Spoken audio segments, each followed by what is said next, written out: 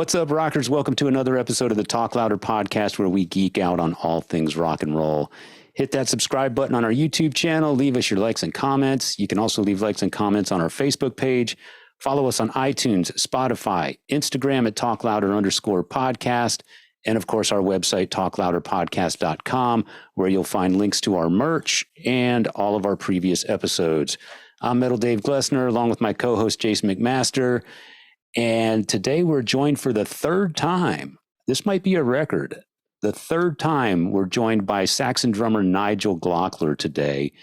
Nigel's got a lot going on. Saxon just put out a new record called More Inspirations. It's a covers record. It follows the previous album called Inspirations that also was a covers record. So between the two records, you're hearing cover tunes by Rainbow, Nazareth, The Stones, even Toto, Kiss. So well-rounded, interesting stuff. Nigel's joining us today to talk about his latest project. It's a band called The Flood. Features Nigel on drums, Billy Sheehan on bass, and a couple guys that American audiences may not be very familiar with, but they're well known in Europe and in the UK. Jim Kirkpatrick on guitar, plays in a band called FM. The keyboard player is named Didge Digital. Gotta love that name. He's also from the band FM. And the singer is a guy named Chris Ousey, who's just got a great voice. The album Jason and I were going back and forth on what does it sound like? What do you hear? And I mentioned to Nigel that I hear little bits of David Coverdale in the vocals. Jason, I think, says he hears a little bit of Foreigner. Yeah, there's some things that stuck out as well. Sorry to interrupt. Is the blues bass rock, heavy rock, which makes me think of like old Whitesnake. Yeah.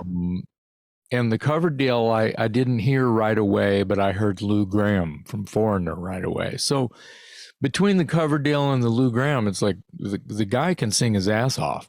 Yeah, he's a great singer. Yeah.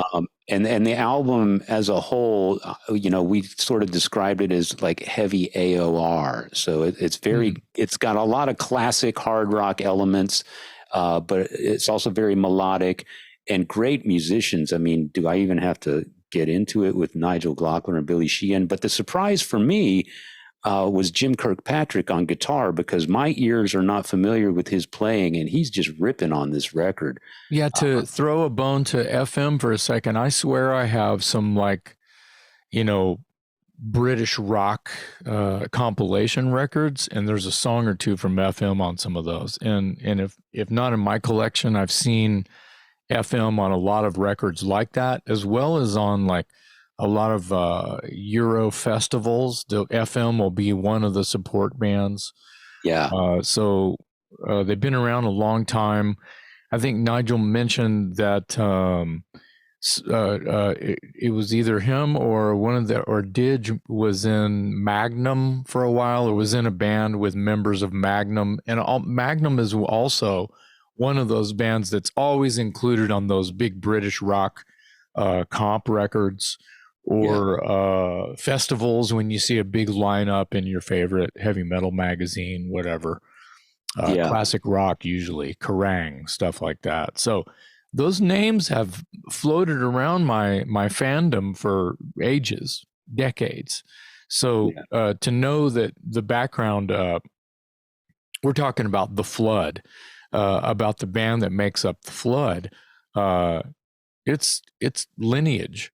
It's classic. So when you hear the songs and it sounds like this heavy British rock, well, because that's kind of defined by who's in the band. The surprise wild card, maybe just a little bit, just by namesake, is Billy Sheehan. I think that Nigel talks about how the original bassist couldn't, had to bail, and then the label called up Billy. But it's basically a kind of an all-star band, whether you know the names or not. Exactly. A cool band named The Flood. Now, floods are dangerous, and we mentioned that it's kind of a friendly record. Major AOR sounding, like it it might be dark themed in some ways, but I can hear it on the radio. So, Oh yeah. I can hear it next to the classic rock, regulars. Yeah, absolutely. Because it's that style. Absolutely. Yeah. Very, very melodic AOR style rock, and the collective pedigree of the band is off the hook. And the rhythm section, man, you put Billy Sheehan and Nigel Glockler together. Wow. I mean, you can't even dream up a better rhythm section than that. So yeah, we talk about how the record was written and recorded with Nigel today, and also his calendar. Yeah. So the band is called The Flood. The album is called Hear Us Out. It's available now. You can look for that. We get into a discussion with Nigel about the recording of that record and that band. The latest album from Saxon is called More Inspirations. He tells us that Saxon is well underway with a new studio album. There are tour plans for the summer, and we talk a little bit about the departure of Paul Quinn. So always great to have Nigel. He's our favorite honorary Texan. He's so fun. That laugh, I love that laugh. So contagious. I say it all the time. It's the best laugh in rock and roll. Yeah. Yeah, always happy to have him. Nigel Glockler on the Talk Louder podcast.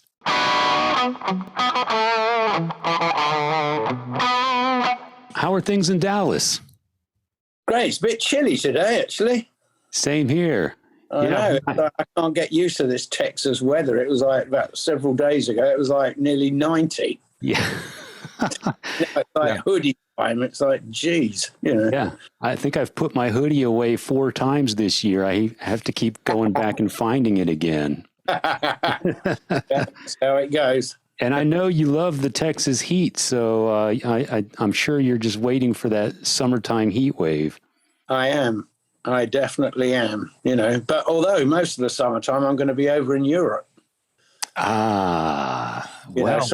I'm going to miss the real burn, but I'll get back when it's just slightly cooling down, which will be perfect, Yeah, we'll get into that in a minute. I do want to talk about your summertime plans, and of course, we're going to need to get an update from you on Saxon, but let's talk a little bit about The Flood, your latest project. Great album, by the way. It's called Hear Us Out. How did this come together? I had no idea this was in the works, and then all of a sudden there's tracks available and a full album and artwork and a lineup and all that stuff. So tell me how it came about. No, it was, I know Jim Kirkpatrick from FN really well, We're constantly sending each other beer porn, and both beer heads. And we did this, over a year ago, actually. And he just rang me up and said, look, I'm doing this album with Chris Ousey, and, we'd like you to play drums on it. So I went, yeah, great. Okay. So went up to the sort of Midlands stroke north of England to a studio there and banged down the drum tracks, So did you guys, did you record this in person, or were your parts done remotely and then it was brought together electronic or digitally, or how did the process work? Yeah, Chris, Jim had done a lot of his guitar parts in his own studio. So yeah, I guess most of it was done kind of remotely. Yeah. Okay. But, funnily enough, in a way, that's quite how I like to record. Yes. You've mentioned that before. But it's quite like, because it kind of takes the pressure off a bit. Yeah. Yeah. It's like, I think we've said this before, but I've always found when you're all together, I know you get the vibe in the studio, blah, blah, blah. But I always like to record with a click track. Yeah. You can sort of pull slightly back from the click track, say for a verse, and then push it for a chorus, and then pull back again. You're still on the click, but that can take some time for some people. Some people can't float. Yeah, on the click like that. I learned it from the Toya days. Oh yeah, click, basically, because you know, in those days, it was like there were a lot of sequencing going on, sequences. Yeah. And you had, you know, like, I mean, bands like Duran Duran were doing it. A load of the sort of new wave bands were using these sequencers, synthesizer sequencers, and you had to be dead on with them. Otherwise, it sounded like rubbish, you know. If you were out of sync with them, it was just a mess. So, no, I mean, how about live? Are you using a click? Have you been? No, not live. Live to me is a different beast. Yeah. Obviously, if there were such things as, you know, a very complicated sequential thing, then you might have to. Yeah. Yeah. You know, or just have some semblance of a click sort of thing. But no, generally, I don't like to use a click. My thing for live, sorry, I'm jumping away from the record. No, it's okay. My thing from live is if it sounds a bit slow, then it's right. Yeah.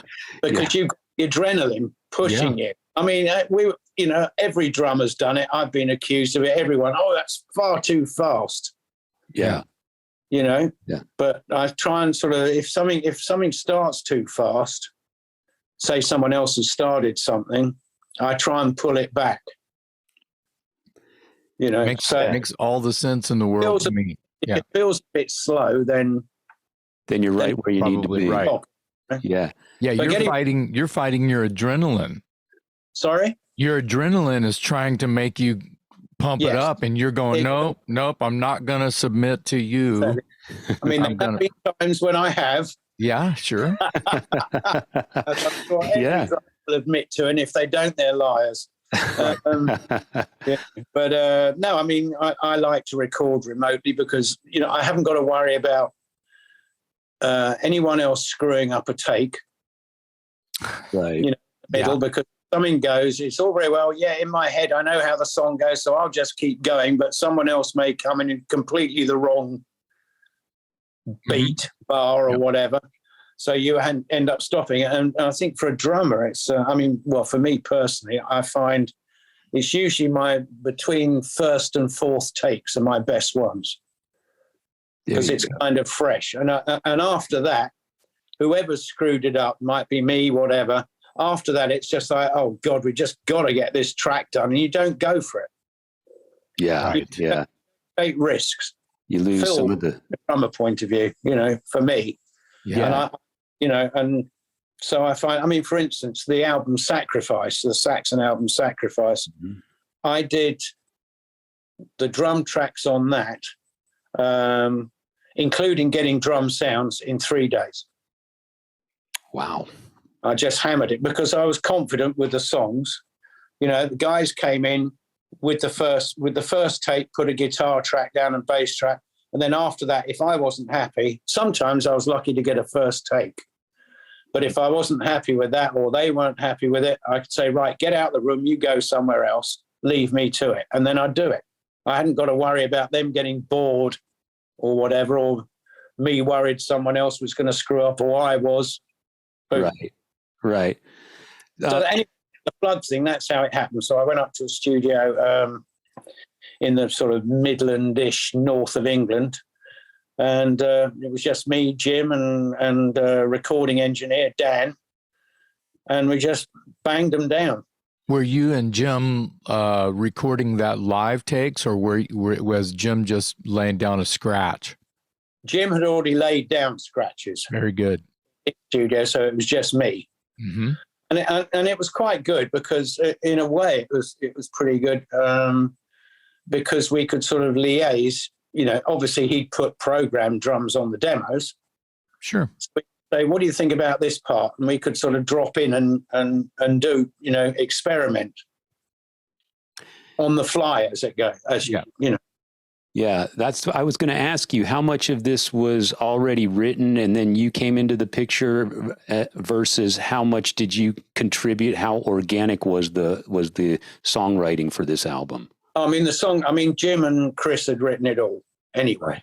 It was all written, but it was like, from an organic sort of point of view, you know, with my sort of what I put into it, it was like, you know, why don't we try this? What do you think here? Should we use the ride cymbal here, or shall we use this beat? So we could, you know, I already had what Jim had programmed.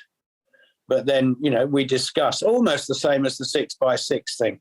Yeah. Yeah. You know, Okay. it was the same thing. So we discussed, well, let's try this there. Yeah, let's do that. So it was, you know. For a listener, I'm sorry, Dave, for a listener's sort of like view or aspect upon listening to, you know, this record, you know, 2 songs or the entire record. Yeah. If you could separate, you know, it's like uninvolve your, you know what's going on, but if you could take yourself out of the picture and you were just a listener, a passerby, yeah, how would you describe the overall color or tone or style? I mean, I hate putting stuff in boxes, you know. Right. But I mean, it's a rock and roll record. That's what it fucking is. But you know, but to play the game, if you were going to separate yourself and just listen to the record as a rock and roll music fan, what kind of like description would you play with? I mean, instrumentally, it's quite heavy. Yeah. Instrumentally, but then you've got, you know, some of Chris's vocals are really melodic. Yeah. Oh, you know, definitely. So it's kind of bordering, I suppose you kind of a heavy AOR album. I don't know. You know? Exactly what I would have called it. You're nailing that. Dave was sort of playing this game yesterday via text and saying he pretty much said the same thing. Yeah. When I listened to it, I was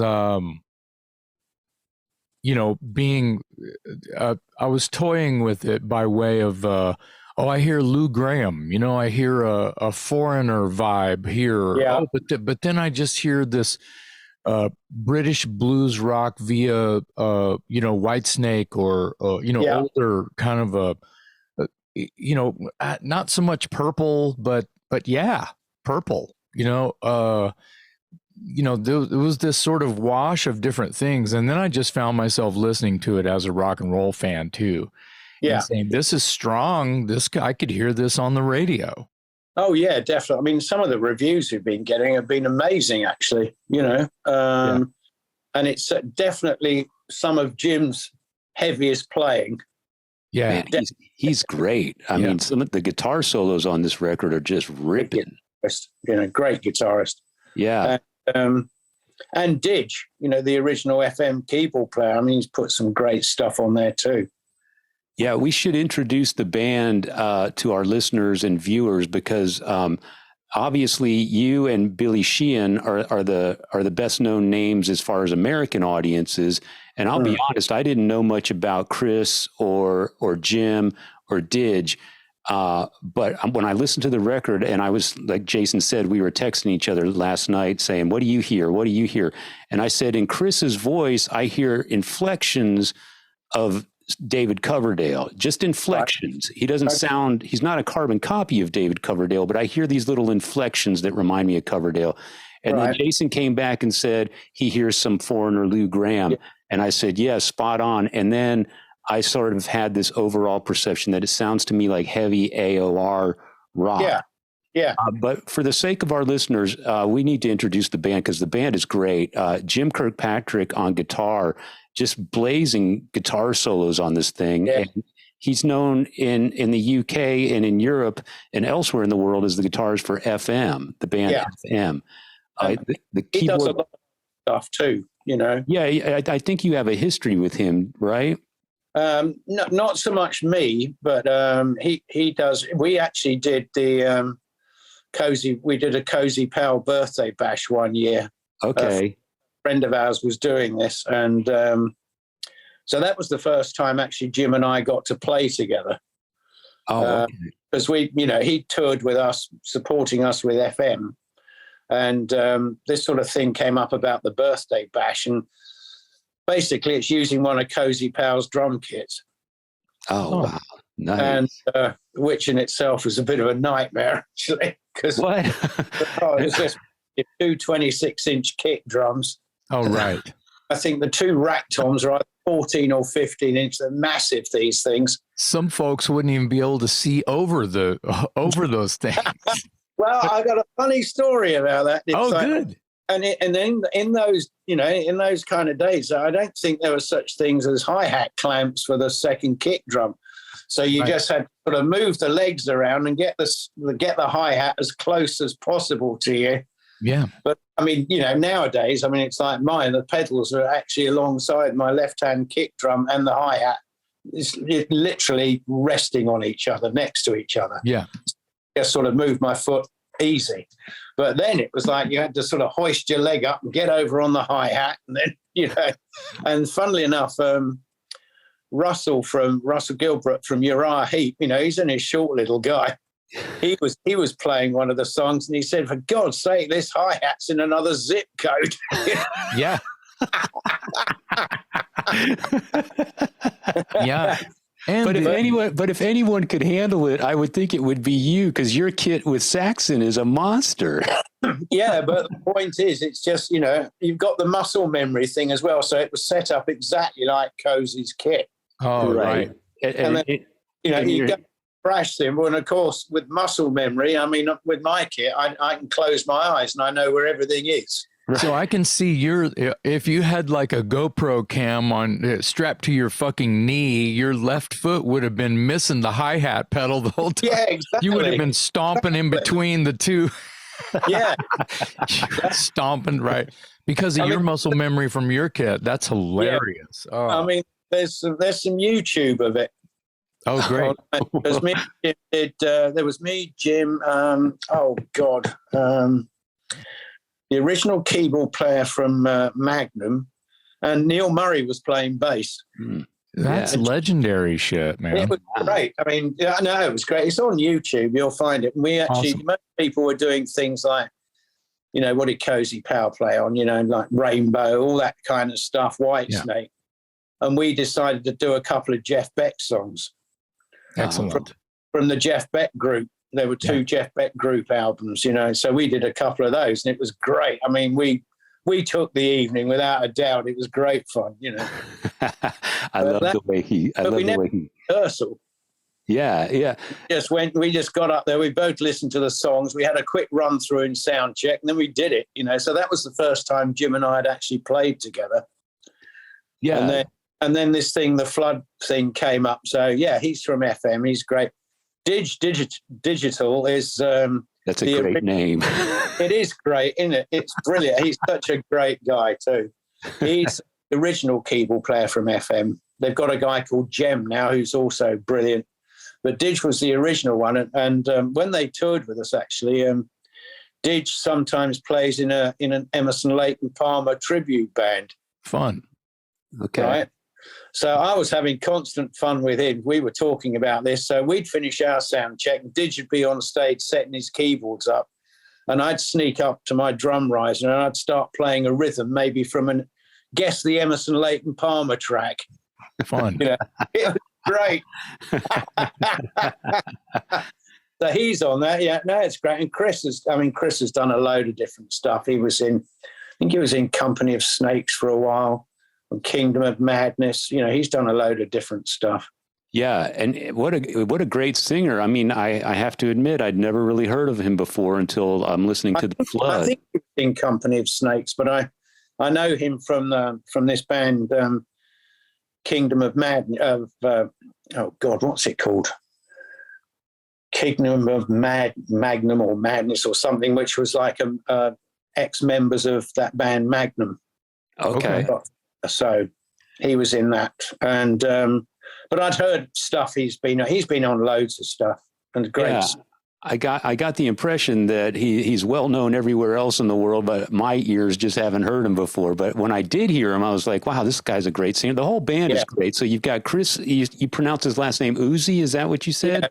Yeah. Chris Ousey on vocals, Nigel on drums. Jim. It's spelled Ousey. Whether it's Ousey. But I call it Chris Ousey anyway. So, Chris, sounds more rock and roll with Ousey. Yeah, we're going to call him Ousey on this show. I hope he doesn't mind. But the lineup is Chris Ousey on vocals, who's outstanding, Nigel on drums, who, of course, needs no introduction, Jim Kirkpatrick, who just lit me up when I listened to the record. I was like, wow, this guy's really good. Yeah. Didge Digital, and then Billy Sheehan on bass. But I understand Billy wasn't the original bass player. So at what point did he come in, and how did he get involved? From what I understand, it was like the original bass player. I can't quite remember how the original bass player couldn't make it, but I think it was the record company contacted him, I think. Okay. And asked if he'd be interested, and he jumped at the chance. He loved, he said, "Oh, I love it." So yeah. Now the tracks went to America, and he did it. Do you have any history with Billy? No, not at all. No, because when I saw on paper that the rhythm section of this band was you and Billy Sheehan, I just went mind blown. That's you couldn't make that. You couldn't make a better team than that. That's amazing that you guys were able to put this together. What the tracks that I'm sorry, the tracks that you guys sent to Billy, did they have your drums on them already? Yes. Did they have the old bass tracks just for suggestion, or were they empty? That I couldn't tell you, because it was Jim sorted all that out. So. Okay. Yeah. I listened to the record a couple times yesterday, and I think my favorite tracks at the moment, and that'll probably change in an hour, but my favorites at the moment are kind of opposite extremes. I really like "Can I Call It Home," which is kind of a slower, almost a ballady type song. And then "Stand Up" is a full-on rocker. And I think for people that know you as the drummer from Saxon, that's where you hear the Saxon-style drums is that track "Stand Up." You got it. You really got it going on in that song. Yeah, I mean, the whole thing was like just great fun. I mean, that was, the whole recording thing was brilliant. Again, as I say, it was just me, Jim, and Dan, the engineer, in his studio. And we just went in there and tried things out, and boom, and did it pretty quick too. So yeah. And the album is called "Hear Us Out," and it's currently available, correct? Yes. So people can buy it now. The band's called The Flood. The album is called "Hear Us Out." The logo is awesome. Who designed the logo? Do you know? No idea. Okay. No idea at all. As I say, I was just the tub thumper on it, So. Sure. I see things like that though. That logo is strong. Yeah. I'd put it up with anything. It's classic. It kind of leans, it lets you know that it's not necessarily a metal record, yet it's very it can scare you a little bit. Plus, I mean, you're called The Flood. The Flood ain't nothing nice. So it's letting you know it's a fucking rock and roll record. So yeah, that's true. That's true. The other interesting thing was, a lot of people have been sort of writing in and saying, "You've got to go out on tour." That's what my next question. We want to see it. We want to see it. So I've talked to Jim about it. He's up for it. So let's see what happens. So the question we always have on this show when we talk to musicians and touring, especially if the band is based overseas, would a tour also encompass North America? Or when you say touring, are you talking exclusively Europe and the UK? And I mean, if we could come here, then we'd do it. Yeah. Yeah, I know there's a lot of challenges to bringing a band from overseas to America these days, more so than ever, from what I'm told. And I hope you could put it together and bring it here. Well, Nige is here half the fucking time anyway. Very true. Yeah, they just moved into a spare bedroom. Billy's in Nashville. Yeah, I'm here. Yeah, true. So, I'm just trying to make it sound doable and easy. Yeah. I'm not a booking agent, but I was going to say, yeah. Well, if any booking agents out there hear it and listen to it, get in touch, So, sure. Yeah. I'm sure we'd be up for it. I mean, Jim's definitely up for doing some shows. So, yeah. It's a great, go ahead. It's highly likely we're going to start on the second one this summer. Oh, wow. Very good. Wow. See, Yeah. you're staying very busy. I thought you were plenty busy with the new Saxon record just came out, and we'll talk about that in a minute. But the last time we had you on the show, you were talking about your latest project, 6x6, which is another great record that people should hear. We also talked about the possibility of that touring. Yeah. So give us a quick update. And you also said, I think at the time, that there was also another 6x6 record underway in the works. We've already started writing that. Yeah. So I'm actually going over to Robert's studio in near San Jose. I'm going there in mid-May to lay down drum tracks. That's soon. So, you're busy. You're busy. Oh, yeah. And, I like to keep busy, That's so great. from a touring point of view, it was a bit difficult because this year, because of the Saxon schedule and Ian's Saga schedule, that's what made this year a bit difficult. But we're definitely looking at next, maybe the second quarter of next year, doing some touring with Six. I mean, initially it was going to be Europe, but I'm actually trying to sort of find out about an agent in the US to have us over here. Right. Okay. We don't want to, I mean, as regards to Six thing, we don't want to go into anywhere, too massive. I mean, up to 500 seaters would be perfect. Yeah. Yeah. Nice clubs. Yeah. Clubs. Yeah. And there's loads of them around. Oh, yeah. So it's just a case of finding, an agent that can push us. So we're sort of on the hunt for that at the moment. So regarding the flood, now you're obviously very busy, but Billy Sheehan is very busy. So what would the likelihood be of you being able to do a tour with him, given all his other commitments? Yeah, I mean, we just have to see how. I mean, and Jim's pretty busy with FM too. Yeah. So we work it out somehow. Yeah. Well, I hope you can pull it together because it's a great band. And I think American audiences especially would be interested in hearing the record and seeing the band live because it's a great band. And, I like to think that I pay attention to what's going on out there, but this came out of the blue for me because I don't know any of these guys except you and Billy. And I'm here to tell you guys listening that this is a solid band and well worth hearing. So check out The Flood. The album is called Hear Us Out. And also 6x6. That's another great record. Also kind of in the same vein a little bit, sort of that AOR type music maybe.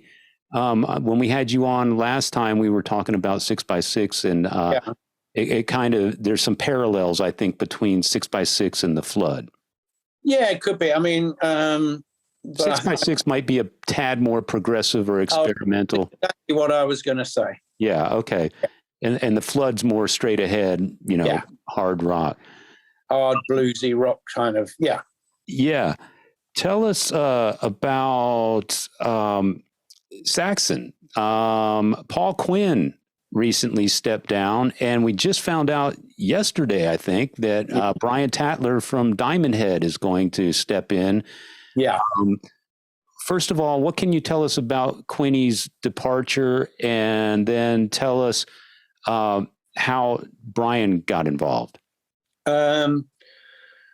Paul was just sort of finding the touring a bit difficult. Yeah, I can't blame him. But, I mean, he was playing great, but he kept sort of, sorry, I've got a printer here going at the moment, sorry. That's fine. He was finding the touring a bit difficult, to the point actually that he started questioning his own playing sometimes, because he was finding it very tiring. Yeah. And we were going, no, you're playing like an absolute, brilliant, Right. But he just decided that no, I need to step back from this.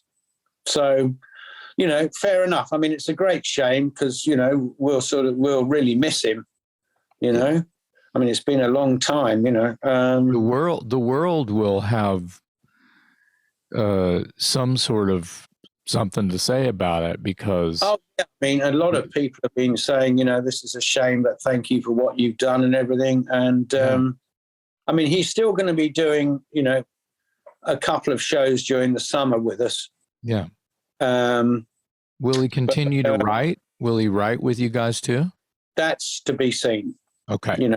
I mean, and as regards Brian, I mean, there was a thing last year. I think it was during festival season. I think Quinny was a bit unwell. I think whether he got flu or COVID or something, he was a bit unwell. So we weren't sure if he was going to be able to do one or two of the shows. So Brian Diamond Head had been supporting us. So we know Brian really well. Right. So Brian had actually rehearsed the songs, if necessary, to do a stand-in. Ah, okay. Right? So he was automatic. When this happened, he was like 2/3 of the way there anyway. Right. Mm-hmm. Knowing the tracks that we were playing. And plus the fact, I mean, some people have said, you should have like a youngster in there, and it just wouldn't work. We've got to have someone from the new wave of British heavy metal. The guy had to be, I mean, really, we had like, Americans offered to us, Germans, all great players, but we thought, no, we've got to have a British guy. Yeah. And of the same sort of age and the same era. Yeah. And for me, Brian was a no-brainer. Yeah, Biff sort of hinted in the press that you guys were looking for someone from sort of the 80s era, and then my mind started racing. I'm like, oh, who could it be? Who would they? So can you tell us, were there any other names in the running that you were considering, or was Brian just an absolute lock? Oh, I mean, names were being thrown at us all over the place, but I'm not going to mention any of them though, but names were being. But we just thought, no, that wouldn't quite work. And then, people were saying, oh, as I said before, people were saying you should get a young guitarist, but that wouldn't work. It's all very well getting one of these YouTube shredders, but they're just going to go on stage and like shred, hey, look what I can do. Right. And we don't want that. What is it about? You mentioned that the incoming guitarist had to be British. What is it culturally that why did they have to be British? Oh, I mean, because Saxon's a British band. It's been known as a British band. Dave, I mean, they're called Saxon. Exactly. The band is called Saxon, Dave. Right. Yeah. I understand. Saxon. Yeah. Mm-hmm. Fair enough. Well, when I saw that Brian was going to step in, I thought, oh, what a perfect choice, because obviously you do share that same history. You're from the same era. You have toured together.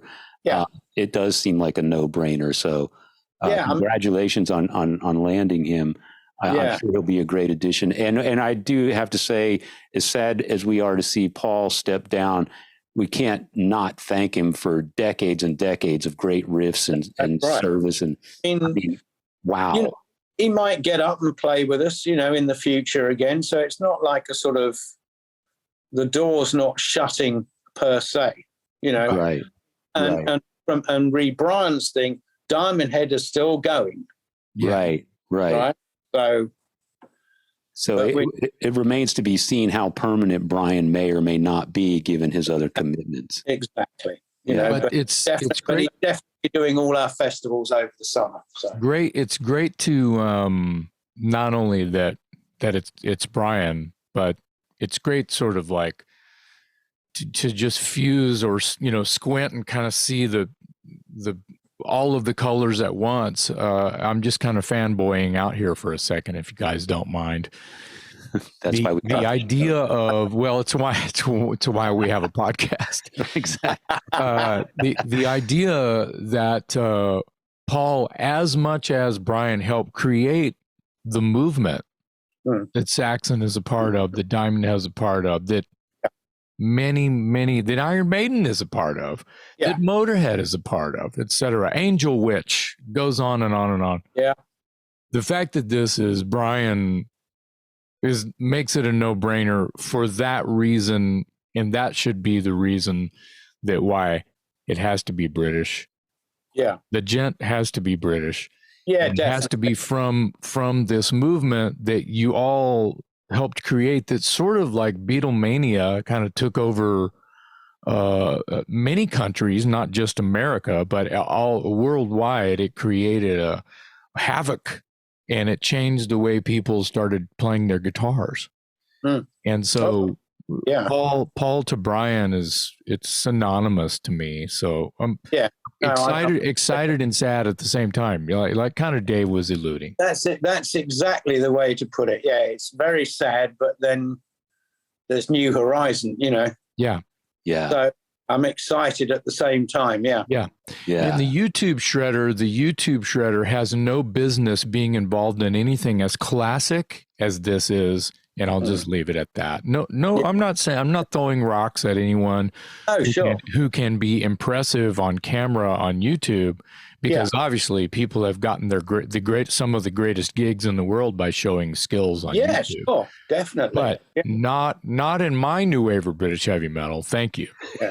Yeah. Keep your YouTube shredder out of my new British heavy metal. Yeah, that's right. You keep your YouTube shredder away from my heavy metal, please. Yeah. Some, I don't know now. I don't know whether anyone's been asking this. I'm just going to put this up. I'm just going to sort of say this. If I'm sure someone's going to say, "Well, are you going to play any Diamond Head songs?" Well, of course they're going to say that. Who knows? That's all I can say. Never say never, but this is not Diamond Head. That's also. See, I would have never considered that. I would have just thought the answer is no. People out there that'll be thinking about that. Yeah, I had some quandary. I had some interest in that. I wasn't going to ask anything, but that I see that as an opportunity for Saxon to just kind of throw a nudge. Hey, let's welcome Brian, and then you go into a song, and might be kind of fun. Not planting seeds, but I think that would be okay if Diamond Head ceased to exist. But that's not the case. Yeah, so of course. Tread on their toes, you know. That's a good point. Good point. And this makes a nice segue. Thanks for setting me up, Nigel. You've got Saxon has another a new album out called More Inspirations. Right. Okay. And it is the second. The first was called Inspirations. This is now the second one called More Inspirations, and it's a covers record. Yeah. And, I was listening to some of it and looking over the track listing, and I thought it was interesting because when I hear Saxon covering, The Who or Uriah Heep or The Animals or Cream or something like that, that all makes perfect sense to me. But I have to say, I was really surprised that you guys covered a Kiss song, because I don't have you guys pegged as Kiss fans, but you do Detroit Rock City, More Inspirations record. So tell me who brought that to the table, because I would have never pegged you for covering a Kiss tune. Biff actually brought that to the table, because he knew I was back in the day a mega Kiss fan. Wow. Ah, okay. Right. I mean, but I bought there used to be a chain of stores actually in the UK called Virgin Records. Yeah. There was a big Virgin. There were two Virgin Records actually in my town in Brighton. And basically, we just used to go in there, like Saturday morning and hang out and put headphones on and listen to stuff, Yeah. And they had this album, the first Kiss album in there, on import, so it hadn't been released in England yet. Oh, okay. And I kept looking at this thing, what the hell is this? And after a couple of weeks, I thought, it's no good. I'm just going to have to buy this and check this out. Yeah. And hence became a Kiss fan. And I saw their second ever show in the UK at Hammersmith Odeon. Oh, wow. Wow. And that was World War III going off on stage. I'd never seen anything like it. Flames, bombs, everything. It was brilliant, And that's back in what, 74, 75? Or I think it was, yeah. Yeah. So, of course, Kiss was... I think that was before Kiss Alive. It was just about the time Kiss Alive was just about to come out. Oh, wow. Wow. So have you ever, do you have any history with Kiss? Did Saxon ever tour with Kiss? We've been on a couple of festivals in Spain with them, but never really sort of hung out with them, never really saw them. The only one time was we play after, I think it was after Donington in 82, the second Donington we flew back and played the Palladium in New York. And we were playing away, and I happened to glance up, and Gene Simmons was standing at the side of the stage. Wow. Wow. Did you get to talk to him at all? He came up to the dressing room afterwards and said hi and everything. And, so, yeah, Wow. Well, I was really surprised because all the other bands that you covered kind of made sense to me, but Kiss kind of struck me as sort of the oddball. And can I throw something in here? Talking about Detroit Rock City and me and Dave being huge Kiss fans, that might be their Kiss, might be their best song. I don't want to like start any shit, but it could be their best fucking song when you kind of think about it. It's a great drum song. Well written. That harmony solo in the middle reminds me of fucking Thin Lizzy. There's all of these things that are kind of like these lightning bolts are happening in that song. It's spot on rock song. It's an anthem. You see where I'm going, Dave? This makes it fit what Saxon is doing when Saxon writes a song like This Town Knows How to Rock, or even Dallas 1 PM, where they're talking about these cities and places that Saxon has played and has maybe influenced or has stories of, or even historical marks that have influenced Biff to write words about, Well, this is what Kiss has done when they wrote Detroit Rock City. So I feel like there's these spores that are sort of like crossbreeding to make it okay for Saxon to do a song like that. And when I think I've yet to hear it, I can't wait to hear it. I can almost hear what it's going to sound like, at least a little bit. Yeah. Did you guys do anything different to the song? No, I think the arrangement's very slightly different. Okay. But no, generally, and funnily enough, actually, it was like, Biff sort of said, oh, yeah, well, Kiss were a big influence on me. I mean, musically, I dispute that, although I will say that kind of rhythm that Detroit Rock City is, that's what Peter Criss does on that. He's got these little things going on. That's how I play something like, that's how I play a song in that rhythm. It's almost would you call that a shuffle? Because there's ghost notes and stuff. Yeah, a kind of a shuffle, but but so that's how I play a shuffle, how Peter Criss plays that. Yeah. Peter Criss was an influence on me. Yeah, it also sounds like, I can hear that. It also sounds to me like a little bit of Clive Burr, right? There's ghosty things happening. Yeah. And that's the same sort of, if I use the term loosely, shuffly kind of a vibe that's happening in those kind of songs. Not like blues shuffle, it's like, exactly. It's a great, first of all, being a Kiss fan, I love that song. So I was happy to hear you do it, but it's also a great cover for the drums. That's one of those songs you actually, a lot of people walk around and play air guitar all day long, but not a lot of air drumming. And that's a song that you play air drums to. That is an air drum. Yeah, that's very, Yeah. So between the two Inspirations records, have you heard back from any of the original artists with any feedback on your versions of their songs? Yeah, we heard from Steve Lukather. Okay. And he thought our version of Hold the Line was brilliant, and he felt really honored that we'd done it, Wow. Another great song, though. Yeah, it's a great song. Yeah. Yeah, he loves it. Yeah. Awesome. Anyone else? We haven't heard, I'm trying, I don't think we've heard back from anyone else.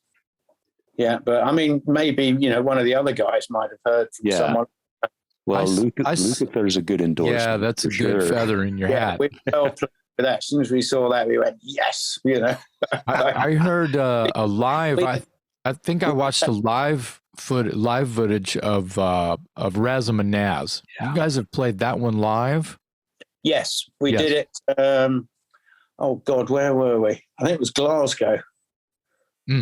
We did it, and I think we played Aberdeen as well. I think so. I think we did it in both things. We did it in Scotland anyway because, we were good friends with Nazareth. I mean, I was particularly good friends. I'd known Daryl Sweet, the original drummer, from when I was about 19. Wow.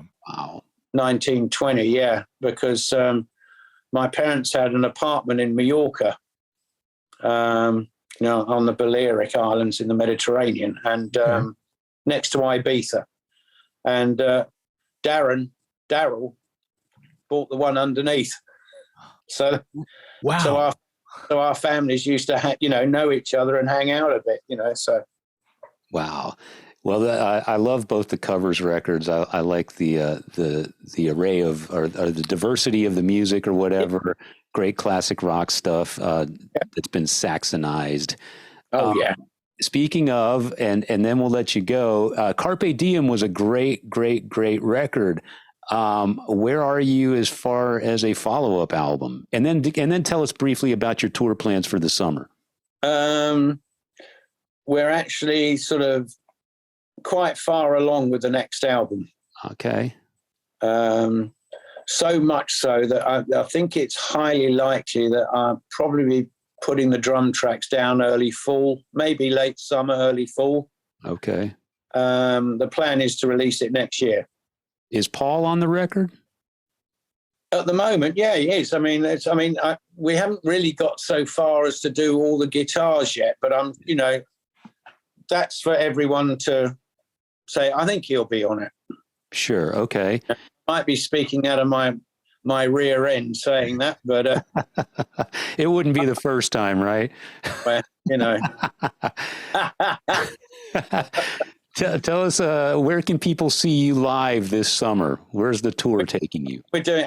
To be quite honest with you, I can't even remember what the gigs are, but I know we're playing Greece. We got Scandinavia. We got Bang Your Head in Germany, where we're doing the Castles and Eagles. Oh, nice thing with all the big video screen and everything. We're doing that. We got Spain. I can't remember where else, to be quite honest with you. Fair enough. But it's on the Saxon website anyway. Yeah. So. Yeah. One last question I always have to ask you: have you discovered any great new beer?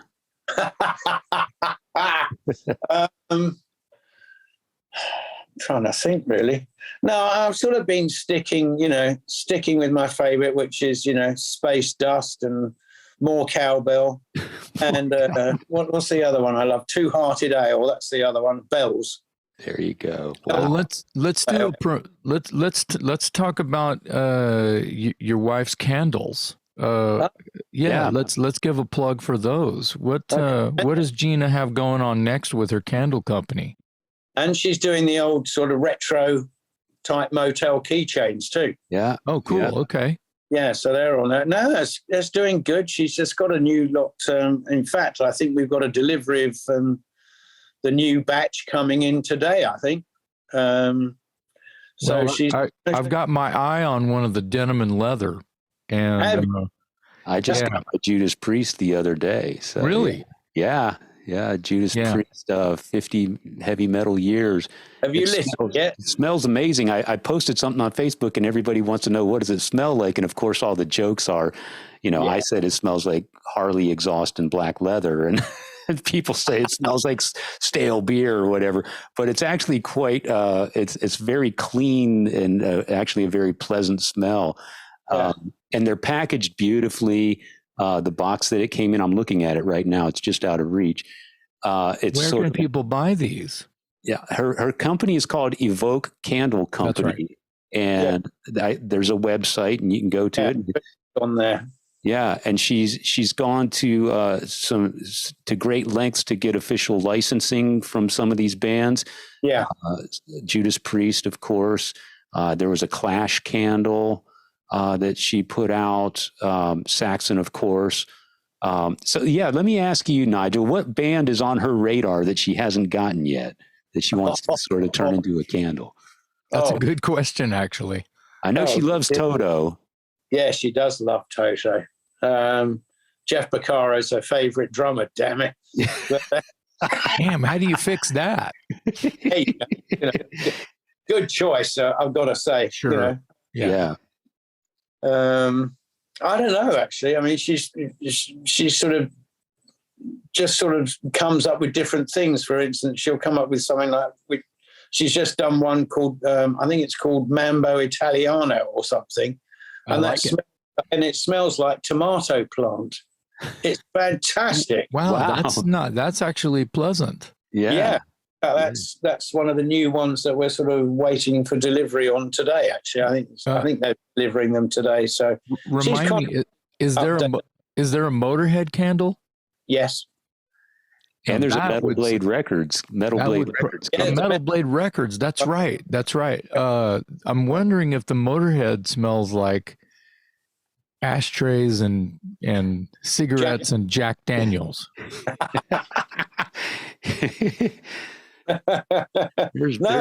That's beautiful. Yeah. So it's comes in this box, and then the candle itself has the Judas Priest logo on it. There is Nigel. He hasn't lit it yet. I have not. There's the keychain. Oh, that's and it also awesome. came with. I don't have them with me. They're behind me somewhere. The snuffer and the wick cutter, so you can take care of your candle after you light it. So yeah, really well done. There's on the back side of it. So check out Evoke Candles for your favorite headbanger gift. I think there's a heavy metal drummer one. There, yes. Uh-oh. Yeah, which is a picture of me from God. I think that was in the tour book that came from the Crusader times. Yeah, it looks like Crusader era. Well, does it smell like inexpensive gym shorts? Oh. It smells like a sweaty headband. Sweaty headband. That's what I meant. I'm sorry. You went high, I went low. Sorry. It smells of spandex. No, it was good because that particular one, all the monies from that go to this charity, because I had the brain hemorrhage thing. Yes, right? Sir. It was what's her name? The girl that played Emilia Clarke, that played the Dragon Girl in Game of Thrones. Right. She had two of those, or three of them as well. Oh no. Bloody aneurysm things. Yeah. So she started a charity. So all the monies from the Nigel Glockler candle goes straight to her charity. Fantastic. Yeah. And there used to be a T-shirt that went with it. I don't know if those are out of print, but I know I got one and I wear it proudly and I love it. Yeah, we've got a few mediums left. There you go. Well, so lots. I know some people who. What was that? Sorry. Anyone that wants a medium shirt, we've still got some of those, I think. So I know some people who wear mediums. Yeah. You guys might hear from me. Oh, okay. Hey, just tell Gina we like that stuff, and I wanted to bring it up. Yeah. No, thank you. No, I'm glad you did. Lots going on in the Glockler household. You've got Evoke Candles. You've got Nigel, new Saxon record called More Inspiration. There is the new album from The Flood called Hear Us Out. And of course, there's 6x6 that Nigel put out middle of last year, I guess. And as I say, we're working on the next one, which will be out next year as well. Right. So lots to look forward to, lots going on with the Glockler household. Yeah. Nigel, always a pleasure to talk to you. Thanks for joining us, man. Thanks, guys. We need to get beers. Yes. We're long overdue for a beer. And I know you're in Dallas. If you ever make your way to Austin, come see me. We're planning a visit soon. Well, you know how to get a hold of me, and I'll buy the first beer. Okay, you're on. All right. Excellent. On behalf of my co-host, Jason McMaster, I'm Metal Dave Glessner, along with our special guest today, Nigel Glockler on the Talk Louder podcast.